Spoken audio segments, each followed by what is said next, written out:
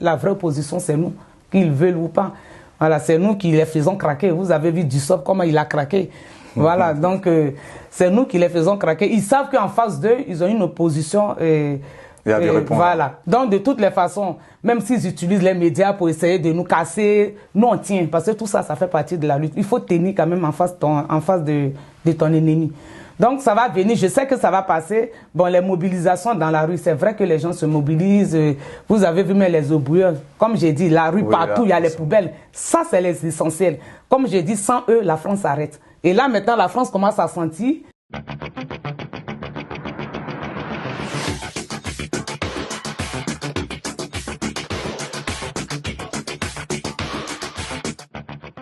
Vous voyez, ils sont où? Les obouilleurs, ils sont en grève. Et là, ils n'en peuvent plus. Vous voyez, dans le 16e, dans le 7e, ils en peuvent plus. Maintenant, comme j'ai dit aux sénateurs, mais déposez vos cravates et venez ramasser les poubelles si c'est facile. Voilà, parce qu'on ne peut pas voter une loi pour dire aux gens de travailler jusqu'à 64 ans sans même penser de leur pénibilité au travail. Voilà. Donc, on attend le 16. On verra comment ça va se passer les élections. Parfait. Le vote, pardon. Vous êtes députée française, mais vous êtes surtout originaire de la Côte d'Ivoire. Donc, vous êtes africaine.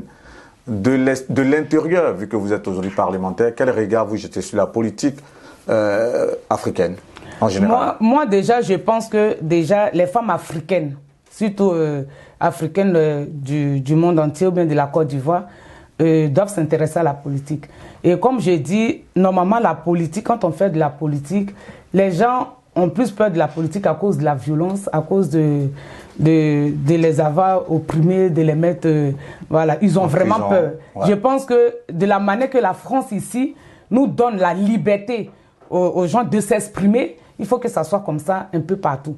Parce que je pense qu'il faut que les politiciens en Afrique savent que la politique doit intéresser tout le monde, mais pas dans la violence. On fait de la politique, mais après on mange, on boit, on s'assoit, on parle. Même dans l'hémicycle, dehors qu'on nous voit après, hors de l'hémicycle, quand on nous voit, on ne dirait pas qu'au sein de l'hémicycle, on se bat.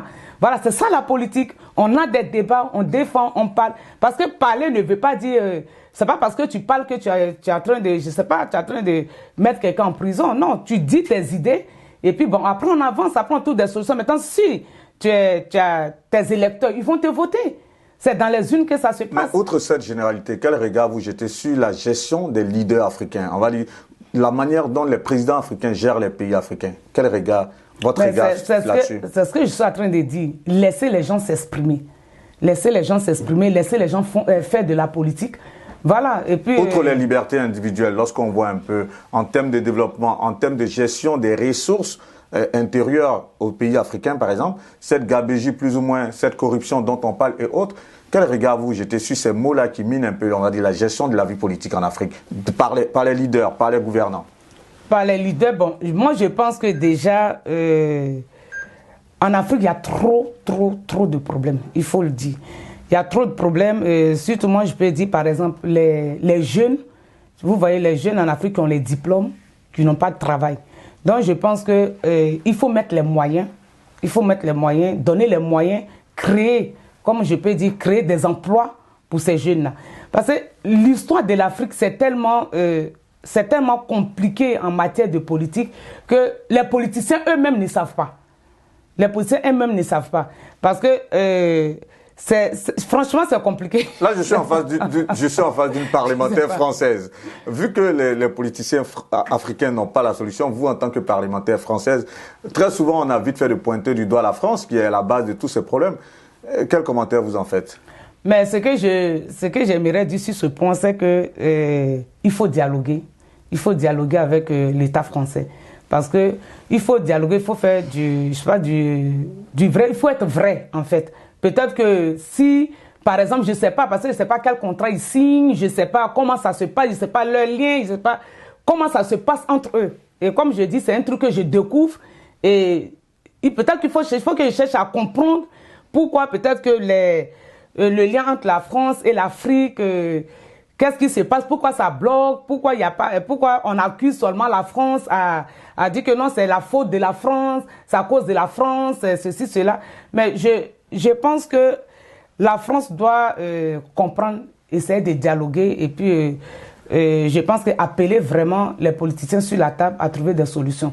Parce que je pense que cette politique entre la France et l'Afrique pèse beaucoup sur la population. Pèse beaucoup sur la population. Parce que je pense que la politique, comme je redis encore, entre la France et l'Afrique, c'est vrai, les gens qui sont au pouvoir, les familles ne souffrent pas de ça. Les gens qui sont au pouvoir, ce n'est pas leurs parents qui meurent, ce n'est pas leurs parents qui ont faim, qui souffrent. Donc, cette politique doit changer. Même si on a le pouvoir, mais il faut mettre un peu d'eau dans son vin pour pouvoir faire les choses. Parce que les populations africaines, elles souffrent beaucoup de cette politique. C'est pour ça qu'aujourd'hui, il ne faudrait pas qu'on s'étonne. Nous, étant Français, il ne faudrait pas qu'on s'étonne si la population africaine ne veut plus de la France. Parce que qu'est-ce qu'ils vont dire? Ils vont dire que c'est les Français. Or, ce n'est pas les Français, c'est la politique.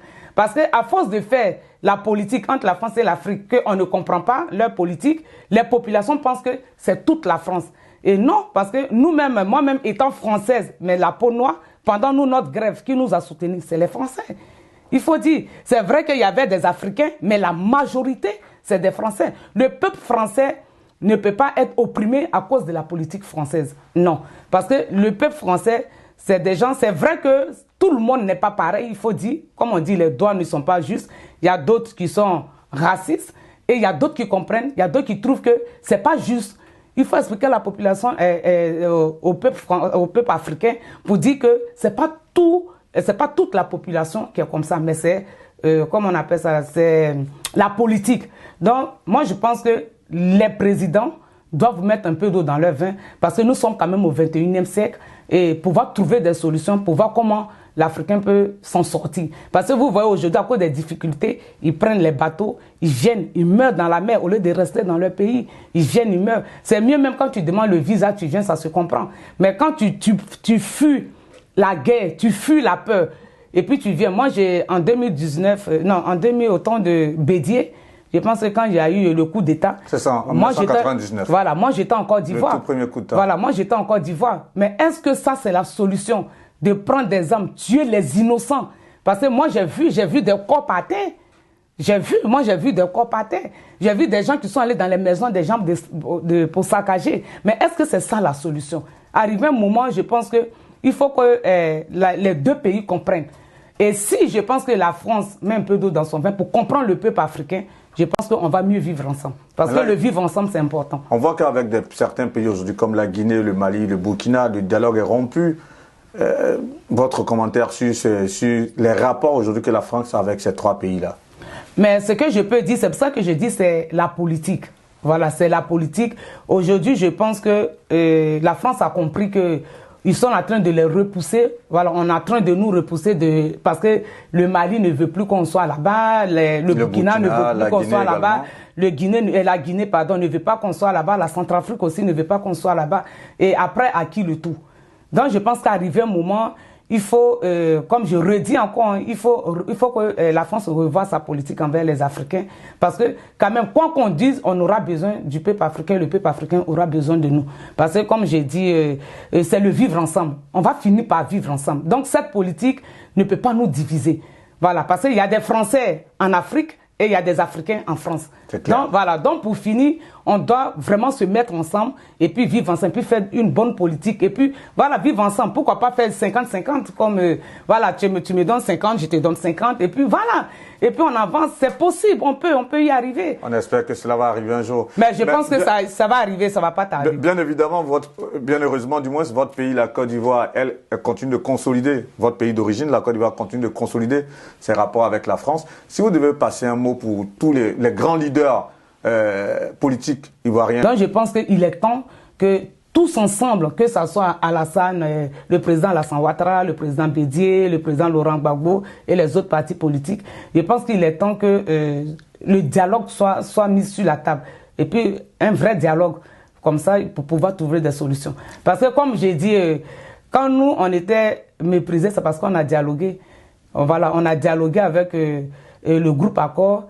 Au début, ils ne voulaient pas, hein, mais on s'est imposé. Mais on a trouvé un terrain d'entente. Eux-mêmes nous ont dit, pour sortir de haut, il faut qu'on trouve une solution. Donc voilà pourquoi j'ai dit ça.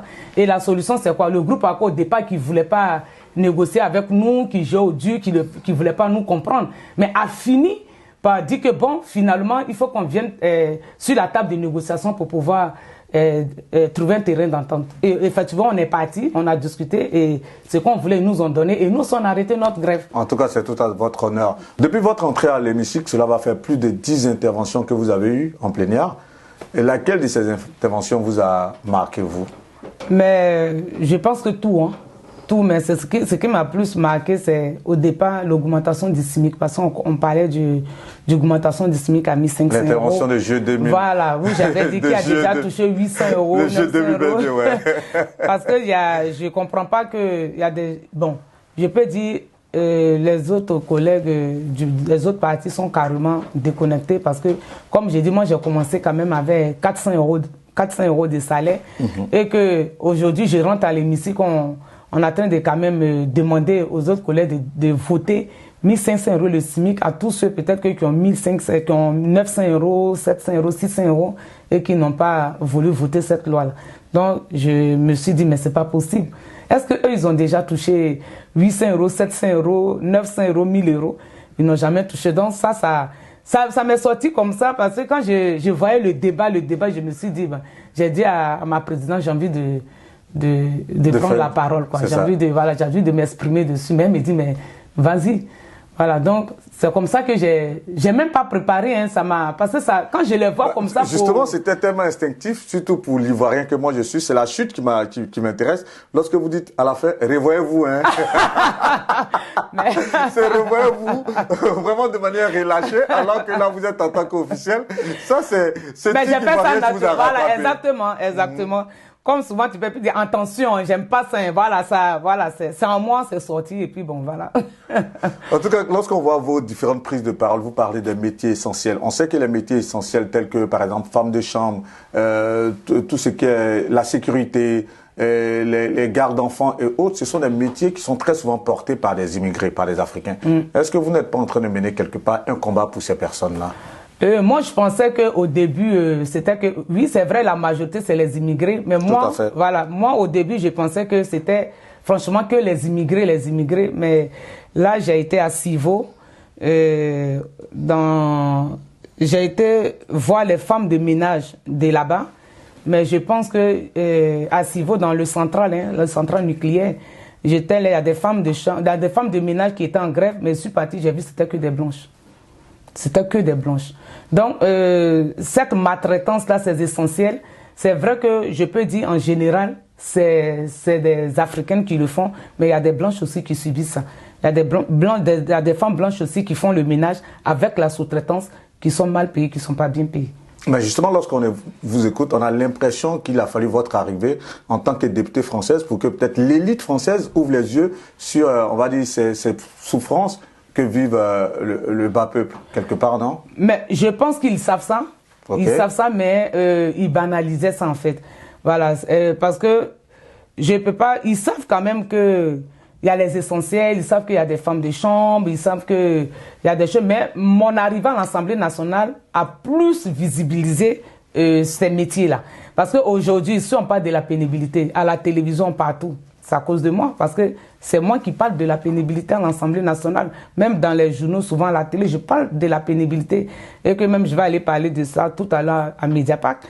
Donc, je pense que mon arrivée à l'Assemblée nationale fait que maintenant, même les patrons, ils essaient de faire un peu attention. Pas totalement, mais surtout le gouvernement fait maintenant attention parce que quand M. Emmanuel Macron a rangé, c'est pas de la pénibilité. On a vu Saint-Saint qu'il n'a jamais parlé de la pénibilité. C'est parce que je suis là, je parle de ça, et que cette réforme de retraite, j'ai un peu soulevé le problème de la pénibilité pour dire quelqu'un qui a mal au dos, qui s'occupe des personnes âgées, ou bien qui travaille dans un bâtiment, ne peut pas travailler, ou bien soulever un paquet de ciment jusqu'en 64 ans. Donc, c'est vrai qu'il y a cette réforme de retraite, mais derrière, il y a la souffrance derrière. De facto, est-ce que vous pensez que vous portez un idéal aujourd'hui? Mais je pense oui. Bon, franchement, il faut le dire, moi-même en personne, je ne m'en rends pas compte, mais souvent les gens me disent, mais est-ce que tu sais qu'est-ce que tu vaux? Est-ce que tu sais qu'est-ce que tu représentes? Voilà, je ne me suis pas encore... Je me dis que je suis là, comme je dis, pour être la voix des sans-voix. Parce que dans l'hémicycle, c'est vrai qu'on a quand même la majorité, c'est la bourgeoisie, hein, des gens qui ont fait les bacs plus 5, alors que normalement l'Assemblée nationale devait représenter même les ouvriers, les boulangers, les nounous, normalement tout le monde devrait être à l'Assemblée nationale parce que je pense que au sein de l'hémicycle, ces métiers sont mieux placés pour pouvoir dire au gouvernement qu'est-ce qu'on vit. Voilà. Donc moi l'idole, je peux dire oui, et oui, je peux dire oui parce que je sais que je représente beaucoup, surtout beaucoup de personnes, surtout quand je vais dans les manifs, je vois vraiment comment les gens sont vraiment fiers de moi. Et même quand je sors souvent dans les métros, d'autres me demandent, mais est-ce que tu n'as pas peur? Je leur dis non, parce que je suis le peuple, voilà. Donc, je n'ai pas peur, parce que si je sais que demain on m'agresse, mais c'est quelqu'un qui va venir me défendre. Mais justement, dans ce combat que vous portez si bien, il y a toutes ces attaques aussi auxquelles vous faites face. Comment vous vivez tout cela? Moi, je pense que déjà, les attaques, moi, c'est pas mon problème en fait. Mais vous avez récemment porté plainte aussi. Oui, mais parce que oui, mais il faut porter quand même plainte pour dire aux gens de faire un peu attention. Mais c'est pas parce que personnellement, ça fait que je dors pas ou bien je ne mange pas. Non, c'est pas ça. Arrivé un moment, il faut dire aux gens, quand il y a trop de mensonges, arrivé un moment, il faut dire aux gens stop quoi. Voilà, stop. Ça ne sert à rien. Même si tu n'aimes pas une personne, ça ne sert à rien de venir salir la personne. Voilà, parce que c'est vrai que j'ai porté plainte vu au mensonge qui m'a fait pour dire je suis allé à la police, aller boire avec les policiers, aller prendre des fauteuils des policiers. C'est un gros mensonge que quand même je ne pouvais pas laisser passer comme ça. Sinon moi-même personnellement, je ne vais pas faire de ça voilà, un problème pour dire je ne dors pas, je ne mange pas, ça me touche. Non, j'ai trop souffert, on a trop lutté avec le groupe Accord. Donc ça c'est... Vous avez connu pire. Voilà, exactement. Vous êtes une vraie guerrière, comme vous définissez. Exactement. Parfait. Donc, voilà. Lorsque vous dites que vous êtes une guerrière, cela sous-tend quoi?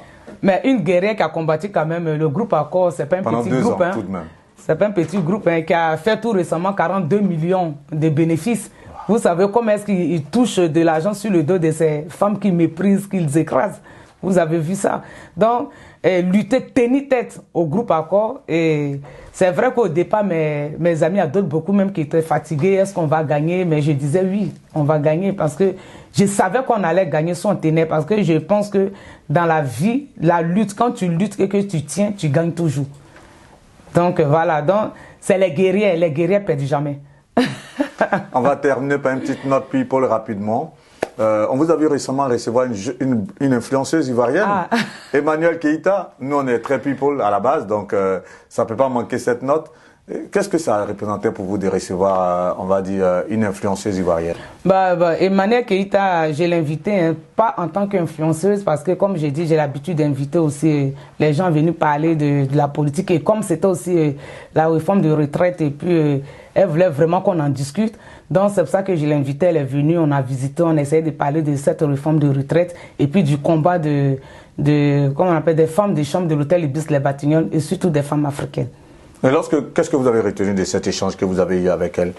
Mais je voyais qu'elle était beaucoup intéressée et surtout elle nous a félicité pour dire si toutes les femmes pouvaient avoir cette force-là de se mettre en lutte pour pouvoir gagner leurs conditions de travail correctement, franchement c'était bien. Voilà, donc je suis un exemple, c'est ce qu'elle m'a dit et qu'elle est vraiment, vraiment fière de moi et que bon voilà, elle m'a félicité et tout et puis bon. À l'instar de millions d'Africains, vous êtes une fierté, c'est clair.